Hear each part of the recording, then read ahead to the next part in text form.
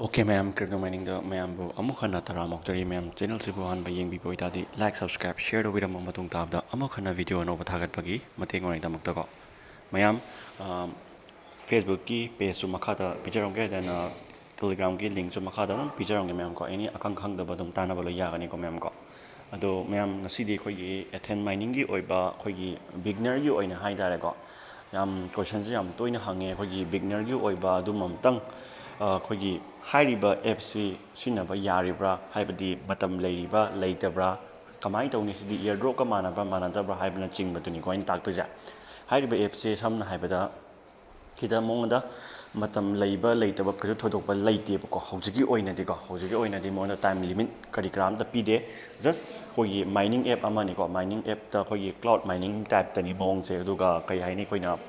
nasana fazana mecharaga fazana effort hadaraga tawragadi yam ka hena tongba ngamba app di oidunebako oisu oirinebako ada kamai tawgi hai matam sida koina ahamada tum ai makhada referral link pijaram ge dum join tawbiramo hek chamaga dum bonus pam phangani ko mi khara de bonus level direct 25 de hobo yawi 30 de hobo yaure level 10 de hobo su yaure nantaraga level da nata laktraga su gem phangba yawe ko Athene phangma dum yawe ko dana mai magi level bonus tu matung ina phangdoi ni ko ada yengase he hoba sumai lairani ko sini aigi sida khoi base te ka sumai thoi sidi aigi sidi ai premium laibai ne buko aina premium laibai ni do ma'am premium laijage su ai premium laibai ki su ai video dum thagachage sida aigumba sida kan tawragadi video jina yam sang da ba thogadi ai premium laibai dum takcharamge ko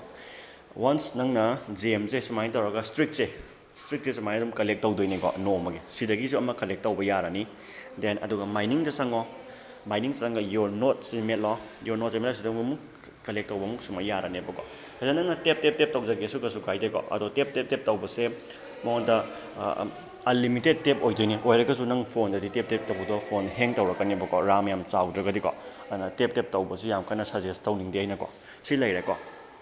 adagi nangna home changa mathakta sidagi idagi ero mam juga ko ting chongi ba poche sidai ju khoina airdrop ama claim tawba yani numti ko airdrop claim tawba yani gem ko phangdone ko collect tawba yani ko si poche ma adagi si laire de makhata na lairi se nangi sidagi khoina ppix sidi khogi KYC amasung KYC tawgiba mi amasung khogi package laigiba mi kangugi ne bako ada nungtigi phangdoini si poche 24 hour phangdoini si ju phangdoini bako hina package laigiba kangugi oidoini bako sumai tawrani ko sidi yengono aduga sumai lao quest lak matam da nangi daily check-in lakani daily check-in da claim tawbiro aduga sumaina si claimable thabaje si met piro sumaina khoina claim tawbada 10% boost lakani 10% boost lak matam da khoina sida wallet mining chang matam da nangi sigi note ta yengo note magi booster coefficient thabase si sum hengalakane ba si pode si booster coefficient thabase si sum hengalakane ba ko adu khangbiro ba ko adu nang quest ta haiba si claimable thaba sing da magi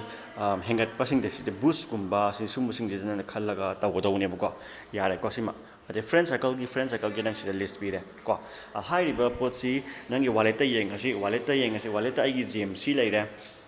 monda phangiba token je ani ni ko gem haibanga ahum ni ko adagi ATX haibanga lion haibanga ko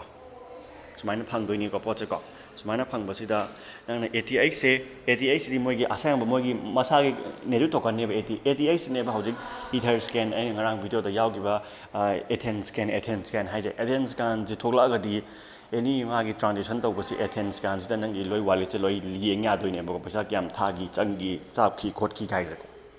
speed kya da thagi na du loi yaure da ngarang ko aina loi na video to loi haijagre ko si project yam chawa project ti oidoi ne bako ad hojik matam yam ti leiri ko free de ni ko kem ta paisa thada ga do leite ko pocha ida yengasi nana kamai tawge ha matam da nangna suppose note ama laigi harase bako note ama laigi harase koina si premium je mel ani koina premium je nangna hairiba maru aina ha matang kano tang hai hoge bako ida koina gm se hariba gm se ai gm phanam tale brother gm phanam tale adubu Athene namta laktu se kamai tawdoino hange question se ko ꯑꯦꯊꯦꯟꯗ ꯑꯝꯇ ꯂꯥꯛꯇ꯭ꯔꯤꯁꯦ ꯅꯪꯁꯦ ꯖꯦꯝꯒꯤ ꯄꯣꯠꯁꯦ ꯑꯦꯊꯦꯟꯁꯦ ꯑꯩꯈꯣꯏꯅ ꯂꯩꯒꯗꯧ ꯅꯠꯇꯦꯕꯀꯣ ꯑꯦꯊꯦꯟꯒꯤ 88ꯀꯤ ꯇꯣꯀꯟꯁꯤ ꯖꯦꯝꯗꯒꯤ automatically convert ꯇꯧꯗꯣꯏꯅꯦꯕꯀꯣ ꯁꯤꯒꯤ automatically ꯃꯊꯟꯇ convert ꯂꯥꯛꯀꯅꯦꯕꯀꯣ ꯁꯤꯗ ꯌꯦꯡꯉꯨꯀꯣ ꯀꯟꯚꯔꯇꯦड two ꯑꯦꯊꯦꯟ ꯑꯅ ꯌꯥꯏꯁꯤꯕꯣꯁꯦ ꯁꯤ ꯄꯣꯠꯁꯦ ꯀꯟꯚꯔꯇꯦड ꯇꯨ ꯑꯦꯊꯦꯟ ꯑꯅ ꯌꯥꯎꯔꯤꯁꯤꯕ꯭ꯔꯥ ꯌꯥꯎꯔꯦꯀꯣ ꯑꯣꯇꯣꯃꯦꯇꯤꯀꯦꯂꯤ ꯃꯊꯟꯇ ꯀꯟꯚꯔꯠ ꯇꯧꯗꯣꯏꯅꯤ ꯀꯔꯝ ꯀꯥꯟꯗ ꯀꯟꯚꯔꯠ ꯇꯧꯒꯅꯤ ꯍꯥꯏ ꯃꯇꯝꯗ ꯀꯟꯚꯔꯠ ꯇꯧꯕꯗ ꯄꯣꯁꯤꯕꯤꯂꯤꯇꯤ ꯌꯥꯝꯅ ꯋꯥꯡꯒꯦ ꯍꯥꯏ ꯇꯥꯔꯗꯤ KYC ꯇꯧꯕꯤꯕ ꯑꯃ ꯅꯠꯇ꯭ꯔꯒ ꯅꯪꯒꯤ ꯀꯔꯤ ꯄ꯭ꯔꯤꯃꯤꯌꯝ ꯂꯩꯕ ꯍꯥꯏꯕ ꯑꯃꯒ KYC ꯇꯧꯅꯕ ꯍꯣꯠꯅꯕꯗ ꯅꯪ KYC ꯇꯧꯅꯕ ꯍꯣꯠꯅꯕꯗ ꯑꯦꯊꯦꯟꯁꯦ ꯍꯧꯖꯤꯛ ꯃꯃꯥꯡꯗꯗꯤ ꯑꯦꯊꯦꯟ 5ꯃꯨꯛ ꯆꯪꯉꯝꯃꯦꯕꯀꯣ ꯑꯗꯣ ꯍꯧꯖꯤꯛꯇꯤ ꯀꯌꯥ ꯆꯪꯉꯕꯅꯣ ꯈꯔ ꯑꯗꯨꯝ 15-20ꯃꯨꯛ ꯆꯪꯉꯦꯅ ꯑꯩꯅ ꯇꯥꯏꯌꯦꯀꯣ KYCꯒꯤꯁꯦ ꯑꯩ ꯎꯗ꯭ꯔꯦ ꯌꯦꯡꯒꯦꯀꯣ ꯑꯝꯇ KYC ꯂꯩꯔꯦ KYCꯁꯦꯀꯣ ꯌꯣꯔ ꯀꯂꯤ ꯂꯥꯎꯗꯁꯨ ꯑꯩꯒꯤ ꯔꯦꯡꯀꯤꯡꯗ ꯂꯩꯀꯣ KYCꯗ ꯑꯩ KYCꯗꯤ ꯌꯥꯈ꯭ꯔꯕꯅꯦꯕ ꯑꯩꯒꯤꯗꯤꯀꯣ KYC ꯔꯤꯋꯥꯔꯗꯅꯤꯁꯤꯅꯀꯣ ꯁ꯭ꯇꯦꯛ ꯂꯩꯔꯦ KYC ꯇꯧꯒꯃꯤꯅ ꯌꯥꯎꯔꯛꯇ꯭ꯔꯦꯀꯣ ꯑꯗꯨ ꯎꯒꯗ꯭ꯔꯥ ꯑꯗꯣ KYCꯒꯤꯗꯤ ꯀꯩꯅꯣ ꯑꯣꯏꯕꯅꯦꯕꯀꯣ ꯍꯤꯁꯇ꯭ꯔꯤ ꯔꯤꯗꯤꯝ ꯀꯣ ꯂꯩꯔꯦ KYCꯒꯤꯗꯤ ꯀꯩꯅꯣ ꯑꯣꯏꯕꯅꯦꯕꯀꯣ ꯑꯦꯊꯦꯟ 15 ꯑꯕꯞ ꯆꯪꯉꯝꯗꯧ ꯃꯥꯜꯂꯦ ꯍꯧꯖꯤꯛꯁꯦꯀꯣ KYCꯁꯦ ꯑꯗꯨꯒ ꯀꯩꯅꯣꯒꯤꯅ ꯄ꯭ꯔꯤꯃꯤꯌꯝꯒꯤꯅ ꯍꯧꯖꯤꯛꯅ KYC ꯑꯅꯤꯗꯨꯃꯛꯇ ꯑꯃ ꯇꯧꯕ ꯌꯥꯏ ꯍꯥꯏꯇꯥꯔꯦ KYC ꯇꯧꯗꯅ ꯅꯪ ꯑꯦꯊꯦꯟ ꯊꯥꯕ ꯌꯥꯔꯣꯏ ꯀꯟꯚꯔꯠ ꯇꯧꯕ ꯌꯥꯔꯣꯏꯕꯀꯣ ꯑꯗꯨꯅ ꯄ꯭ꯔꯤꯃꯤꯌꯝ ꯂꯩꯗꯅ ꯑꯦꯊꯦꯟ ꯊꯥꯕ ꯌꯥꯔꯣꯏ ꯑꯃꯨꯛ ꯑꯦꯊꯦꯟ ꯁꯦꯟ ꯇꯧꯕ ꯌꯥꯔꯣꯏ ꯑꯣꯟꯊꯣꯛ ꯑꯣꯟꯁꯤꯟꯇ ꯌꯥꯔꯣꯏꯕꯀꯣ ꯑꯅꯤꯗꯨꯃꯛ ꯑꯃ ꯇꯧꯒꯗꯕ ꯑꯗꯣ ꯑꯅꯤꯃꯛ ꯇꯧꯕꯤꯒꯦ ꯂꯥꯏꯗꯅ ꯑꯗꯨ ꯁꯝꯅ ꯍꯥꯏꯕꯗ ꯈ꯭ꯋꯥꯏ ꯐꯥꯁꯇ ꯄ꯭ꯔꯥꯏꯌꯣꯔꯤꯇꯤ ꯄꯤꯒꯗꯧꯁꯦ ꯑꯩꯈꯣꯏꯅ ꯄ꯭ꯔꯤꯃꯤꯌꯝꯁꯦ ꯍꯥꯟꯅ ꯄꯤꯌꯣꯕ ꯄ꯭ꯔꯤꯃꯤꯌꯝꯒꯤ $4 ꯄꯤꯔꯦꯗꯅ ꯄꯤꯔ ꯃꯇꯨꯡꯗ ꯅꯪꯅ ꯖꯦꯝ ꯌꯥꯝ ꯇꯥꯔꯅꯤꯗꯅꯀꯣ ꯖꯦꯝꯁꯦ ꯑꯣꯇꯣꯃꯦꯇꯤꯀꯦꯂꯤ ꯃꯥꯅ ꯊꯥ ꯍꯧꯔꯛꯄꯩꯗ ꯀꯟꯚꯔꯠ ꯇꯧꯖꯈ꯭ꯔꯅꯤꯗꯅ ꯀꯟꯚꯔꯠ ꯇꯧꯔꯀꯥꯟꯗ ꯑꯗꯨꯒꯤ ꯀꯟꯚꯔꯠꯀꯤ ꯄꯩꯁꯥꯗꯨꯅ ꯑꯗꯨꯝ KYC ꯇꯧꯕ ꯌꯥꯔꯅꯦꯕ KYC ꯇꯧꯕꯗ ꯑꯃꯨꯛ ꯕꯣꯅꯁ ꯐꯪꯒꯅꯤꯅ ꯃꯌꯥꯝ ꯐꯪꯒꯅꯤꯗꯅꯀꯣ KYC ꯔꯤꯋꯥꯔꯗꯀꯤ ꯅꯨꯡꯇꯤꯒꯤ ꯐꯪꯉꯛꯑꯅꯤ ꯑꯗꯒꯤ ꯃꯁꯥꯒꯤ ꯄ꯭ꯔꯤꯃꯤꯌꯝꯒꯤ ꯐꯪꯉꯛꯑꯅꯤ ꯑꯗꯨꯅ ꯑꯗꯨꯝ ꯅꯪ ꯊꯥ ꯑꯃꯅꯤꯗ ꯁꯤ $4 ꯌꯥꯝ ꯂꯥꯏ ꯍꯟꯖꯟꯕꯅꯦꯕ ꯍꯦꯟꯅꯕꯨ ꯇꯣꯡꯉꯕꯅꯤ ꯍꯧꯖꯤꯛꯇꯤ ꯑꯩꯀꯣ ꯑꯗꯨꯅ ꯑꯩꯒꯤ ꯁꯕꯁꯀ꯭ꯔꯥꯏꯕꯔꯗ ꯂꯩꯔꯤꯕ ꯃꯤꯁꯤꯡꯁꯦ ꯑꯌꯥꯝꯕ ꯃꯇꯝꯗ ꯕ꯭ꯔꯣꯟꯖꯇ ꯅꯠꯇꯦ ꯃꯣꯏ ꯁꯤꯜꯚꯔꯕꯨ ꯌꯥꯎꯅ ꯂꯩꯔꯦꯕꯀꯣ ꯑꯩꯅ ꯎꯔꯦꯕꯀꯣ ꯑꯦꯊꯦꯟꯁꯦ ꯌꯥꯝ ꯐꯪꯉꯦꯕꯀꯣ ꯑꯗꯣ ꯑꯦꯊꯦꯟꯁꯦ ꯍꯧꯖꯤꯛ ꯚꯦꯂꯨꯇꯤ ꯆꯥꯎꯈꯠꯂꯛꯑꯅꯤ ꯅꯣꯏꯅ ꯏꯌꯔꯗ꯭ꯔꯣꯞ ꯐꯪꯕꯗ ꯄꯤꯛꯁꯜꯂꯛꯑꯅꯤ ꯍꯧꯖꯤꯛꯀꯣ ꯄꯤꯛꯁꯜꯂꯛꯑꯅꯤ ꯑꯗꯨꯅ ꯑꯦꯊꯦꯟꯁꯦ ꯌꯥꯔꯒꯗꯤ ꯇꯨꯡꯁꯤꯜꯂꯣ ꯅꯠꯇ꯭ꯔꯒ ꯈꯥꯛꯆꯟꯒꯦꯔꯥ ꯅꯪꯅ ꯁ꯭ꯇꯦꯛ ꯇꯧꯁꯟꯒꯦꯔꯥ ꯑꯄꯥꯝꯕ ꯑꯃ ꯇꯧꯕꯤꯔꯣꯀꯣ ꯁꯤ ꯄ꯭ꯔꯤꯃꯤꯌꯝ ꯁꯨꯃꯥꯏꯅ ꯕ꯭ꯔꯣꯟꯖ ꯈꯜꯂꯅꯤ ꯑꯩꯈꯣꯏꯅ ꯁꯤ ꯕ꯭ꯔꯣꯟꯖꯁꯦ ꯂꯩꯒꯦ ꯍꯥꯏ ꯇꯥꯔꯗꯤ ꯁꯨꯃꯥꯏꯅ ꯅꯝꯕꯔ ꯑꯣꯐ ꯁꯣꯜꯁꯤ ꯂꯩꯔꯦꯀꯣ ꯃꯥꯒꯤ ꯀꯃꯤꯁꯟꯁꯤ ꯗꯥꯏꯔꯦꯛ ꯀꯃꯤꯁꯟ ꯑꯗꯨ ꯀꯃꯤꯁꯟ ꯃꯌꯥꯝ ꯄꯤꯔꯦ ꯑꯩꯈꯣꯏꯅ ꯕꯥꯏ ꯁꯤꯜꯚꯔ ꯄꯦꯀꯦꯖꯅ ꯈꯟꯗꯣꯏꯅꯦꯕ ꯁꯤꯗ ꯄꯤꯔꯤꯕ ꯋꯥꯂꯦꯠꯁꯦ ꯃꯈꯜ ꯑꯃ ꯑꯅꯤ ꯑꯗꯔ ꯋꯥꯂꯦꯠꯁꯨ ꯄꯤꯀꯣ ꯑꯗꯨꯕꯨ ꯃꯣꯁ ꯄ꯭ꯔꯤꯐꯦꯔꯦꯕꯜ ꯅꯣꯏꯅ ꯇꯧꯒꯗꯧꯁꯦ ꯁꯣꯏꯔꯣꯏꯒꯦ ꯍꯥꯏꯇꯥꯔꯦ ꯇ꯭ꯔꯁ ꯋꯥꯂꯦꯠ ꯅꯠꯇ꯭ꯔꯒ ꯃꯦꯇꯥꯃꯥꯛꯁ ꯋꯥꯂꯦꯠ ꯑꯃ ꯍꯥꯞꯄꯤꯌꯣꯕꯀꯣ ꯒ꯭ꯌꯥꯟ ꯇꯥꯔꯦꯀꯣ ꯇ꯭ꯔꯁ ꯋꯥꯂꯦꯠ ꯅꯠꯇ꯭ꯔꯒ ꯃꯦꯇꯥꯃꯥꯛꯁ ꯑꯗꯣ ꯃꯦꯇꯥꯃꯥꯛꯁ ꯇꯧꯔꯤꯁꯦ ꯇ꯭ꯔꯁ ꯋꯥꯂꯦꯠꯇ ꯍꯥꯏꯔꯒꯦ ꯅꯣꯏꯅ ꯇ꯭ꯔꯁ ꯋꯥꯂꯦꯠ ꯌꯥꯝ ꯄꯥꯝꯕꯅꯤꯅꯀꯣ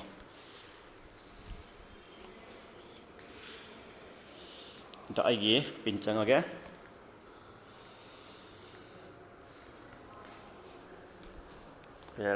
ꯇ꯭ꯔꯁ ꯋꯥꯂꯦꯠꯇ ꯆꯪꯒꯦꯀꯣ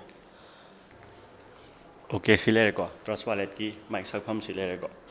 ꯁꯤꯗ ꯅꯪꯅ ꯇꯧꯗꯣꯏꯁꯦ ꯌꯦꯡꯉꯣꯕꯀꯣ ꯇ꯭ꯔꯁ ꯋꯥꯂꯦꯠꯁꯦ ꯑꯩ ꯇꯥꯛꯀꯦꯕꯀꯣ ꯁꯤꯗ ꯑꯃꯨꯛꯀ ꯈꯜꯂꯁꯤ ꯕꯥꯏ ꯁꯤꯜꯚꯔ ꯄꯦꯀꯦꯖ ꯈꯜꯂꯁꯤ ꯇ꯭ꯔꯁ ꯋꯥꯂꯦꯠ ꯈꯜꯂꯁꯤ ꯀꯣ ꯇ꯭ꯔꯁ ꯋꯥꯂꯦꯠ ꯈꯜꯂꯦ ꯑꯗꯨ ꯁꯨꯃꯥꯏꯅ ꯂꯥꯛꯇꯣꯏꯅꯦꯕ ꯃꯊꯟꯇ ꯑꯣꯇꯣ ꯔꯤꯗꯥꯏꯔꯦꯛ ꯇꯧꯔꯛꯀꯅꯤ ꯅꯪꯅ ꯇ꯭ꯔꯁ ꯋꯥꯂꯦꯠ ꯈꯟꯕ ꯃꯇꯝꯗ ꯌꯦꯡꯉꯨꯀꯣ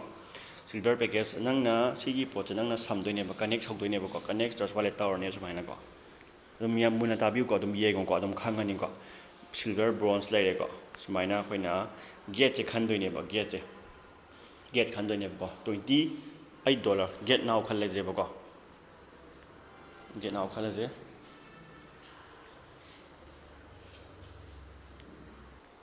ꯌꯦꯡꯉꯣ ꯋꯥꯂꯦꯠꯁꯦ ꯀꯅꯦꯛ ꯇꯧꯈ꯭ꯔꯦꯀꯣ ꯃꯊꯛꯇ ꯊꯥꯔꯦꯀꯣ ꯃꯥꯒꯤ ꯀꯅꯦꯛꯁꯟꯒꯤ ꯄꯣꯠꯁꯦ ꯁꯤ ꯎꯠꯂꯦꯀꯣ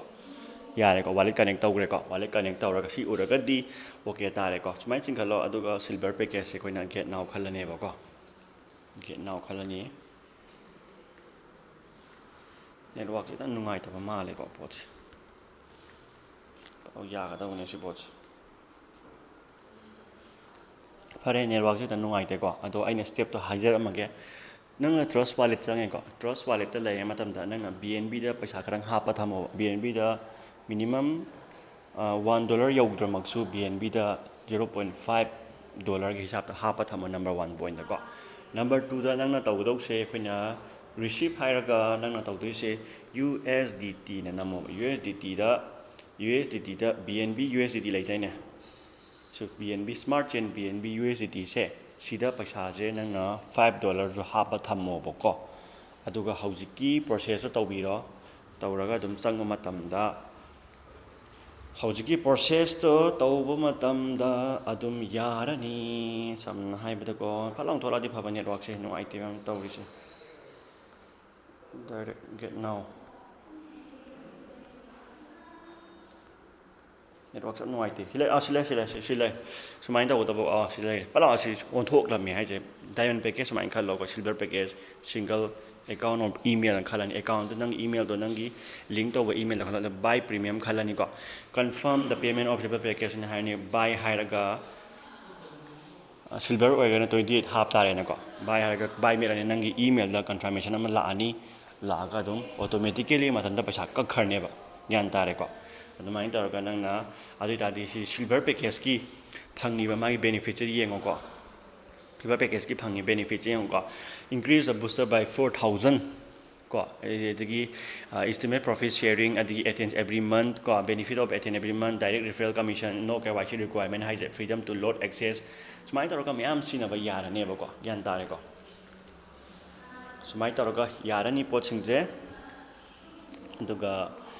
ꯁꯤꯗ ꯍꯥꯏꯔꯤꯕ ꯄꯣꯠꯁꯦ ꯄꯤꯌꯔ ꯇꯨ ꯄꯤꯌꯔ ꯇ꯭ꯔꯦꯗ ꯇꯧꯒꯦ ꯈꯣꯠꯀꯦ ꯍꯥꯏ ꯇꯥꯔꯗꯤ ꯅꯪ ꯁꯤꯗ ꯂꯣꯏ ꯂꯥꯛꯑꯅꯤꯀꯣ